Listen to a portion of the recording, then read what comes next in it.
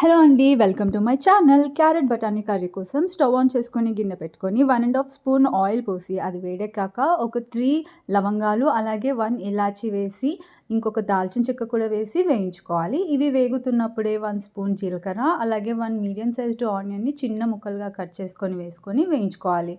Onions వేగుతున్నప్పుడు 4, 5 పచ్చిమిర్చి ఇలా సన్నగా కట్ చేసుకొని వేసుకోవాలి. ఇప్పుడు ఒక కరివేపాకు రెమ్మ, 1 స్పూన్ జింజర్ గార్లిక్ పేస్ట్, కొద్దిగా పసుపు కూడా వేసుకొని 2 మినిట్స్ వేయించుకోవాలి. 2 మినిట్స్ తర్వాత 1 కప్ బఠానీ అలాగే 3 మీడియం సైజ్డ్ క్యారెట్‌ని ఇలా చిన్న ముక్కలుగా కట్ చేసుకొని వేసుకొని ఒకసారి కలిపేసుకొని మూత పెట్టుకొని 5 మినిట్స్ కుక్ చేసుకోవాలి. ఆ 5 మినిట్స్ మధ్యలో మూత తీసి కలుపుతూ ఉండాలి. 5 మినిట్స్ తర్వాత ఇంకోసారి క్యారెట్ ఉడికిందా లేదా చూసుకొని ఇంకో 5 మినిట్స్ మూత పెట్టుకొని కుక్ చేసుకోవాలి.